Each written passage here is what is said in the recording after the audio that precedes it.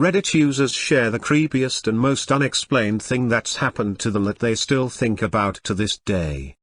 Was camping alone in a small one-person tent. All snug and secure in the tent, I went to sleep. Was woken by a clap of thunder at 3 a.m., to discover both the inner and outer tent door was wide open. That was freaky. I woke up in the bath at a very specific time, like 5:45. Twice. 10 years in between. Water was getting cold, and I was naked. No memory of getting there. Some fragments of like seeing my own hand turning on the tap. No drugs or alcohol or even medication involved. The worst thing was the fear. When I woke up, I felt an inexplicable, almost primordial, dread. Lasted for hours, I was shaking, couldn't function. Still freaks me out thinking about it. Might have been 3 times, I can't remember properly. I still get the shakes from the memory.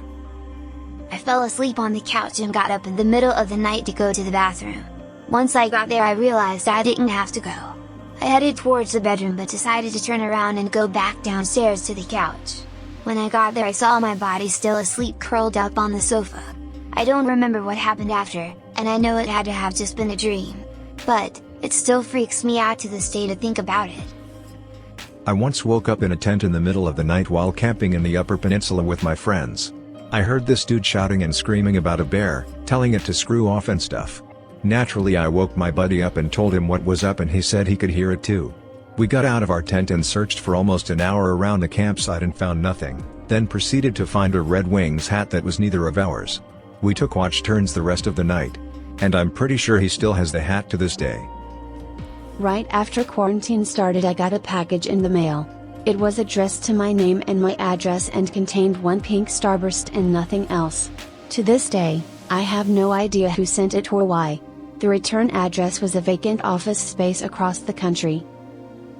A few years ago, I was at my lowest point in life. Several people close to me had passed away unexpectedly, I was being bullied every day at my job, my life was falling apart. I was past being depressed, I just couldn't imagine waking up another day. So I'd planned my suicide, bought a one-way plane ticket, got sleeping pills, and wrote a series of suicide notes. On the day I was to fly out to fulfill my plan, there was a terrible accident on the freeway to the airport. It was shut down both ways. So I drove into a nearby pub to have a beer and wait out the traffic. The second I sat on the patio with my drink, a gentleman asked if he could sit with me. Whatever, I thought, sure, who cares? He told me that whatever I was doing next was a terrible idea and I would regret it.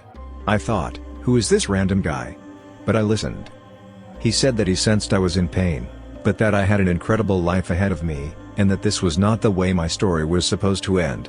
Again, I'd never met this guy in my life, and hadn't mentioned a word to him about my plan. He asked me to hand him my keys and my wallet, and he'd give them back to me after I talked and he listened. I poured my heart out to this random guy. Told him all my traumas and pains in life and why I was heading to the airport on a one-way ticket to kill myself in a cemetery across the country where my family was buried. He just listened. And then he pulled out a lighter, asked me to pull out my suicide letters and helped me burn them. He told me I was worth so much to the world and that after I finished my drink, I needed to head home and get some sleep. He told me I was going to be okay tomorrow, and I believed him. He then gave me my keys and wallet back. I left that afternoon and went home, hugged my family, got some sleep, and the next day, I started working on myself, finding a therapist, a new job. Years later, I'm in a fantastic place in life, so far from where I was that day. To this day, no one in my life knows how close I came to killing myself. But this random stranger just somehow understood me. And saved my life. I never saw him again. I don't even know his name. It's the most unexplained thing that has ever happened to me. And I think about that guy every day, so, thank you, kind stranger, for saving my life that random September day on a pub patio. Maybe around age 14, early 90s.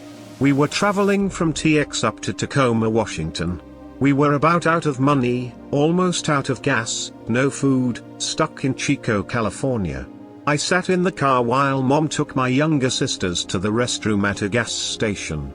I was riddled with anxiety about our situation and looking down. The car door opened and I looked up. A lady that looked like a brown-haired Brady mom sat in the seat and faced me. She said, "It seems like you're down on your luck. Take this and give it to your mom." Tell her to pay it forward someday to someone who needs it. I looked down into my hand and there was a $100 bill. I looked up and she had disappeared. Nowhere in the parking lot, just vanished. I cried. When Mom came back I told her what happened and she cried. We got gas. There was a guy selling oranges on the side of the road and we bought a bag and went to a local park that had a part of the river with a little spillway dam and went swimming and ate oranges for a couple of hours before getting back on the road. I never saw the lady again, but she saved us and we did make it up to Tacoma to start our new life. Thank you, stranger lady with invisible powers, we never forgot your kindness. I once caught my neighbor staring at me outside my bedroom window while I was straightening my hair with no trousers on, and I immediately ducked under my window pane as soon as I saw him. He was legit stood in this alleyway that connects the street's back gardens, arms crossed and there for at least 15 more minutes just staring through my window. I even got a picture of it. Pretty sure I was 15. I was living in Boston.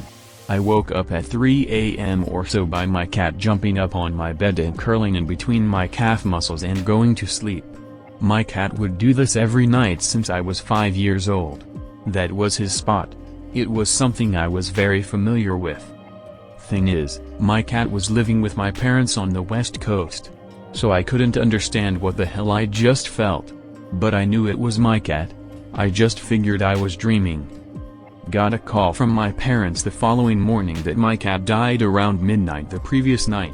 3 hours behind since I was on the East Coast. Guess that was my cat traveling to Boston to come see me one last time. I had a recurring nightmare of a pitch-black parasite sucking the life out of me. Sometimes it waited for me in dark corners to go to bed. My cats always slept on my bed during that time. For me it was a very stressful time. I got an itch at the place of my chest where I dreamed the parasite was sucking my life out of me. I got sick and felt a pea-sized lump. I went to my doc and they ordered a biopsy of that lump. As it turned out I had male breast cancer at the age of 28. After I got well again the dream never came back and my cats slept in their places again and not on my bed. The dream was creepy enough and what it made for me were my cats protecting me. I apologize for grammar of spelling mistakes.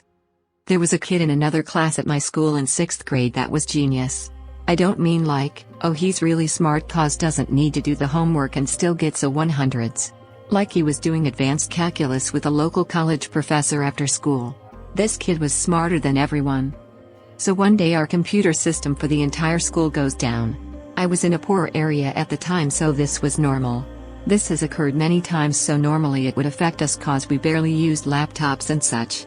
The only class that was affected was the computer class. This kid was in the computer class. 3 or so hours later when I'm in class with him during social studies. 3 guys with FBI jackets on and our local chief escorted him out of the building. We were told nothing, the parents were told nothing. It never hit the news. To this day we have no clue what he did. Except every single teacher I've asked about this says they were also told nothing. I haven't seen the kid since and I can't find a trace of him going to any other school or ending up in trouble. He just fell off the face of the earth with his parents. Yeah, I forgot to mention that parents also disappeared and no one really looked for them after a month or so. I still think about that kid. I've shared this before, but I still think it's an interesting story. I was exploring the area behind my house shortly after we moved in. The area back there had once been a small quarry that had since filled with water. It was a pit of a pond that supposedly went straight down 60 feet if you stepped into it. I was walking along the edge and I came across a backpack filled with old video game cartridges and a set of clothing just laying on the ground. They were for the N64 and we found this around 2004 so they were outdated. Next to it was a set of clothing. The clothes were laying on the ground, spread out, pants and shirt, so it looked like someone laying down. They looked like they'd been there a long time. Same with the backpack. I told my parents and they called the cops. There had been no reports of missing children or anything in the area. We never got an explanation but it was weird. Once I was hired to load firewood into my aunt's basement. She lives alone and left the basement door open for me while she went out. I usually swing the interior basement door as wide as I can when I walk in and the door almost never closes completely, but once I heard it close and when I was about to grab another load I saw that the deadbolt locked. When I walk in my arms are filled with firewood so I wouldn't be able to lock it myself. looked out the window and checked the garage to see if she came home, but she wasn't there. The door itself was enclosed so no wind to shut it. I tried various ways of slamming the door so it would lock by itself, but nothing worked. It's an isolated house, so I would have heard someone drive up, and it's highly unlikely someone walked over just to lock the door and leave and time it while I was piling up firewood, and there's wooden steps, so I would have heard someone walking down them. It's the only time I've seen a deadbolt lock itself in my life. I was deployed to Iraq and we stayed in a former prison in Baghdad. During the night we would see and hear strange things. The base at this time only had soldiers, but we would hear children playing from inside the prison. One day we decided to dig deeper to see where the kids were. When we finally found where the noise was coming from, we found a room with the ceiling caved in. We didn't find any kids but found kids' books, toys and kids' clothes. Everything looked like it wasn't moved in weeks. We continued to hear the kids and the year we spent there.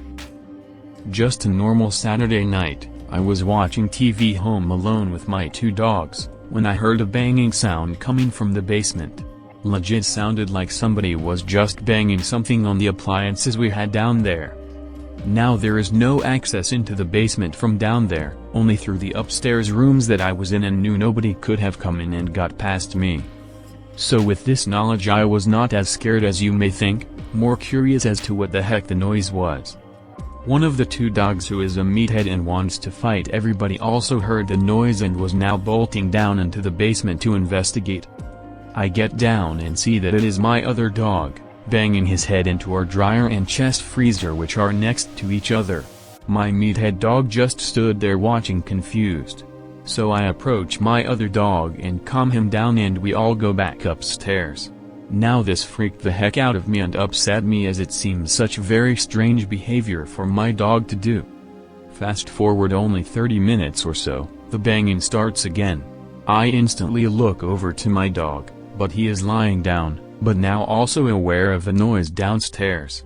We run down into the basement and it is Meathead now banging his head in between the appliances. Again, I now calm Meathead down and we all go back upstairs.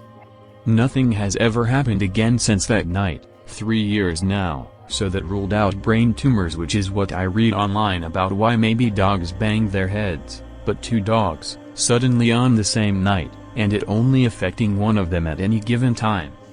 3 years and the 3 of us never talk about it night.